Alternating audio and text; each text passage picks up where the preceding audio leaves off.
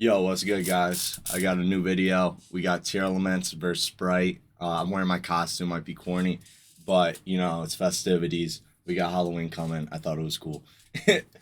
So let's get into it. I feel like a white boy wearing a do rag right now, but whatever. So we got Shizu's versus Tears. We have the opening hand for the Sprite player with some bestials. So he has talents, which is like one of the most anticipated tech cards of this format, I think. But the reason is because when you're playing like a Guido and Kelbeck, you're playing on your opponent's turn. So like if you're forcing your opponent to play on your turn, you would be like you would have a reason to activate your talents. And then if people are playing Bestials, your talents is going to get more value when you're going first. So that's why it's being played way more heavy now. Even though it's like already seeing Joshua Schmidt, Chris winning, people are already playing it. So we have Magnemite, Swap Frog, Jet, Starter, Rhinoheart, Magnemite, Merly, Planet, and then Herald. So Herald's an interesting card. So Herald, I thought like just guaranteed sucked when I first saw this, and I was like, without Max C, why would you play it? Like, there's just Shifter. But if everyone's playing the Bestials, Herald gets a lot better. In terms of probability of opening it, I'll just go through that real quick. So this is with 14 because I noticed a lot of people are playing 2 Agido, so you'd have 3 Kelbeck, 3 Oracle, 3 Keldo, and then your 3 Herald adds up to 14 fairies. Your chances of drawing 2 of those fairies together, any of the 2, even multiples, is 58% going first with 5. It gets way higher, so if you went like, Herald, like Diviner or Max Agido, it's 63. With the Diviner at 3, it'd be 76%. So, you're not opening up Herald without a another fairy 24% of the time. Not that bad, but I think that's like at least it's at least it's a hand trapped, but it's really weird just because like there's no way you're getting these like fairies from grave to hand unless you play like some weird like rank 2 or whatever, or Jurgis or like it's hard. All right, but let's just get into the match now. So we have Tier going first. Here or no? Okay, so Sprite going first. Activate starter in main phase. So whenever someone does this, it's pretty much just saying you have talents. That's why I would never starter in main phase 1 because no one plays Ash.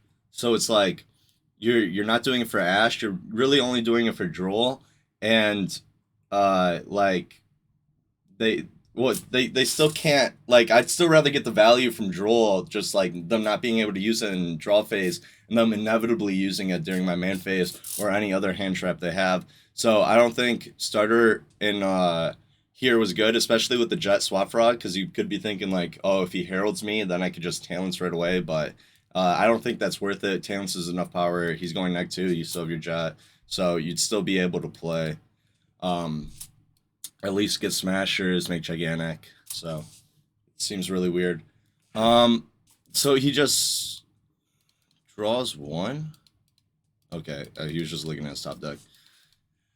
Adds red for the hand trap negate, even though it's probably, I mean, it's pretty relevant with Herald now. Like, red on Herald is insane. Send the 2, make Rhine, so he's playing Angler for sure.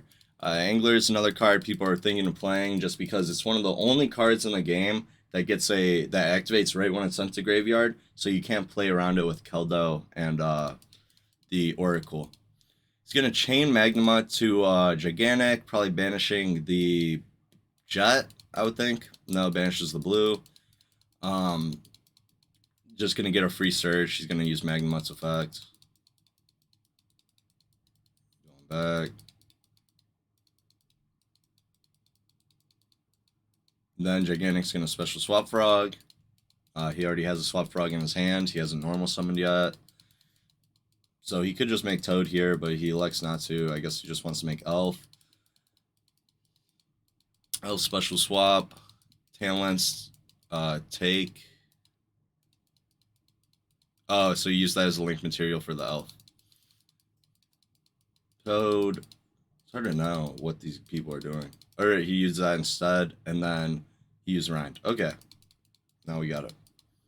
So this is pretty good end board. I mean, red, Toad, Elf for this third Toad, so that's 3 interruptions.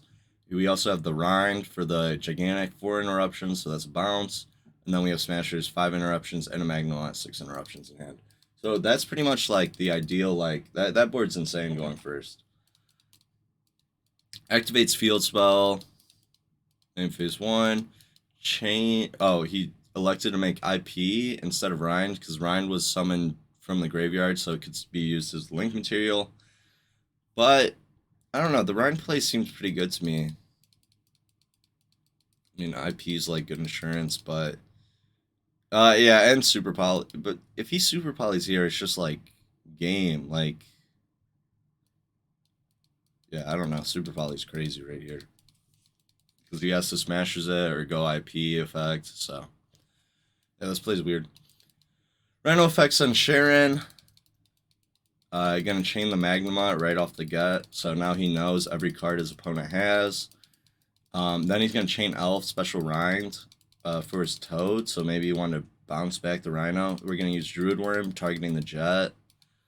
Then red, negate the Druid Worm, chain Havness to the red, mill three Graveyard DD Crows while these cards are broken because he just, he has them for whenever he wants them. He could even stop the Toad from, or no, he can't stop the Toad from adding back because there's just too many waters. Then we're gonna make Link 2, we're gonna make Dark. Yeah, and he just scoops. Makes sense. Like I said, 6 interruptions from Sprite is still gonna beat anything, so it's like you have to go first. And if everyone's making Dweller, it just gets weirder anyway. So we have Carrot, Nimble Beaver, Fenrir, Mind Control, Druid Worm going second. This is like, I'd say like a relatively strong hand. Obviously, these two cards you never want to open.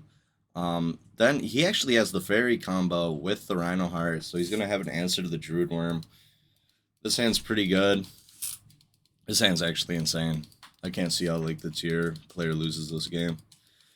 Sends Merly. I think that's a misplay, but it's good to like learn from mistakes just because Merly, assuming he plays Rind, which I don't know why he wouldn't, you want to send that last third card. Uses Herald on the Druid Worm. I'm definitely milling 5. I don't really care if you trigger your Angler. Like, I'm getting Painful Choice.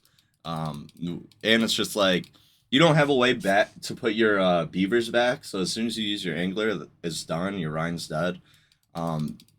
Whereas, like, if this deck plays Angler, they have ways to put the Beavers back. They could theoretically Angler 3 times in one turn or infinite times, right? Well, no. They could only use 2. But yeah, you get what I'm saying. So then he mills 5. All these going second cards. Good information. Oh, another thing that's good to note about tier. If you play against Cherries and you're playing Crime, you can put the Kakalos back to the extra deck. That's how the OCG... one of the latest OCG tournaments, that's how he like clutched the game. He made this insane play. Crime, like destroying his own Sulik in Crime with his Zeus, so he could put Kikalos back in his extra deck and then play with it. It was insane. So here we're gonna mill 8. Our opponent really didn't mill anything like of value. We did though. We milled Havness, another yugioh, so another mill 5, and then Rhino. And so he just mills pretty much nothing again. 2 blues in grave. Doesn't really matter though, as long as you have 1 left in deck. Mills all 3 Havness. That's kind of crazy.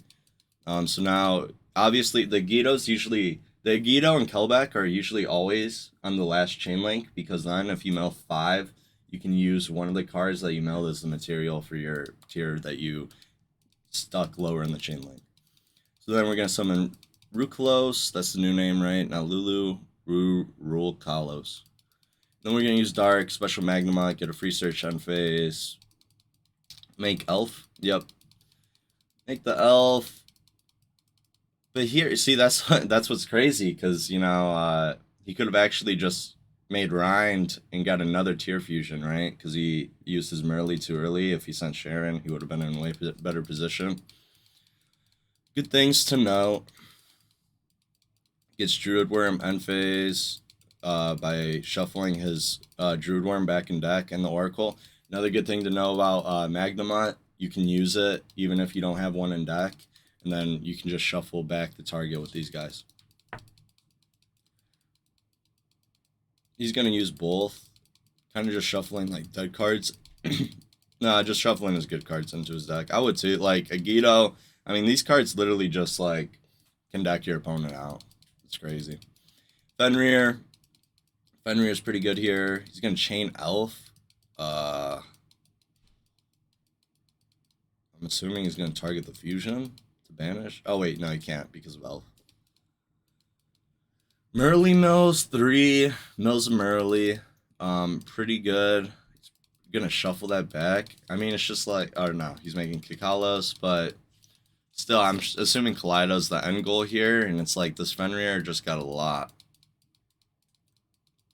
Yeah, he saved it for his crime. That's smart play. And then Havness Effect. This is probably where he makes the Rhino. Or just a Drago Sepelia. I think Drago Sepelia is probably better than in this matchup, in this scenario, for sure. Only thing that sucks is, like, any level 2 is Rind, and then seeing his graveyard, it's like he can just pop off and, like, get a bunch of bodies. Well, that Rulikos, because he did open pretty bad, so that Rulikos was pretty good. Also, if you use that fusion against Tears in the Grave, it works exactly like Toad, so you will not send with it if you destroy something in the graveyard. Another good thing, no. So opening here, we have Swap Frog, Sprite Blue, Bestial Magma, Imperial Warrior. Okay, so we have 3 hand traps, maybe an additional one, and an extender for our own turn. He has Talents, Super Poly, so this, and Hobness. This hand's insane for tier going second, so I would expect, especially if he hits off this Hobness mill, like, he's in still such a great position. I mean, the 2 Bestials, Rhino's not what you wanted to see. I was thinking we'd want to see the Crow cards off this Hobness most of all, because, you know, you can't play around it at all. And he's playing Swap Frog, so, like, reviving from the graveyard is actually important. So blue to Jet, after normal summoning the swap, make Gigantic and defense. Interesting when there's Zeus, Rampant. Makes Rind with the carrot. He's gonna get a bunch of bodies. But he's already made Gigantic.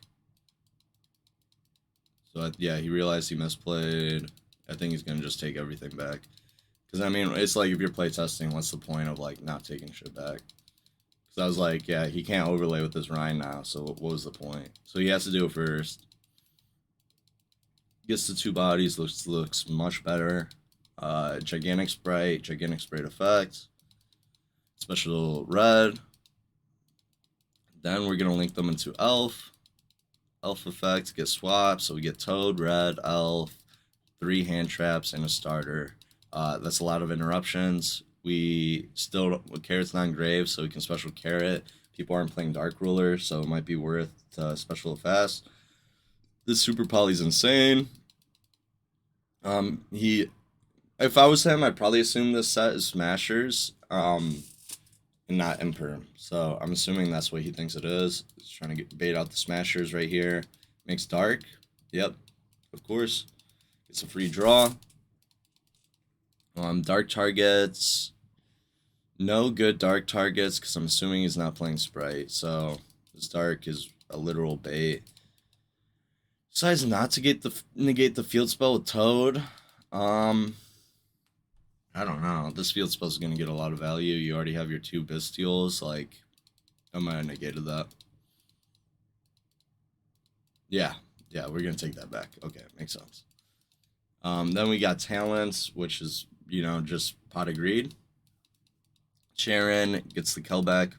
So now he's going to mill 5 on top of 3 he just milled, which was a Sharon. This is pretty broken. And he can use his yugioh from hand to get more bodies, which is insane. So, like, when his opponent mills 5, he's going to get, like, 2 bodies, 2 level 4 bodies. So that's a lot of power versus just, like, a starter and an Imperm and 1 Druid Worm. So it's like I said, that hand for tier actually looked broken. If you have 2 going second cards, it's like you can play through a lot as long as it's not Dweller. So each player mills 5. He mills the Angler, but all his Beavers are in the grave, and he can't shuffle them back like our deck can. Then, yep, he activates the yugioh. He's going to get a free level 4. a lot of damage on board. We have 3 plus 3650, so 6650. And then this will put lethal with 69, 8950. It's gonna impermit. The starter damage might just kill him anyway, I think. This attack order's a little weird to me. Because now he could just special like a carrot. But he doesn't, because, I mean, they're playing right. No, okay. Yeah, so that's the game. Hope you guys enjoyed. I'm going to try to do more videos. I want to watch only Ishizu matchups because I'm going to YCS Pasadena. I didn't register, but, I'm going to figure it out. But I just want to see more like Ishizu versus Spright because I already know everyone's going to keep playing Spright after this new set comes out. Like, especially with how hard the cards are going to get, Sprite's going to be really popular and it's still going to be hard to beat, especially if they main deck stuff like Shifter. So, I hope you enjoyed the analysis. I'll be making more content. I've already made like 10 Ishizu variants, so I'd love to show that to you and just go over the past YCS because that event was insane. Like one of my best friends from forever just won for the 4th time. Only 3 people have ever done that, if we're not including Shonen Jumps. So 4 YCS wins: Andres, Billy, and Chris. I mean, it's just crazy. So have a good one. Peace.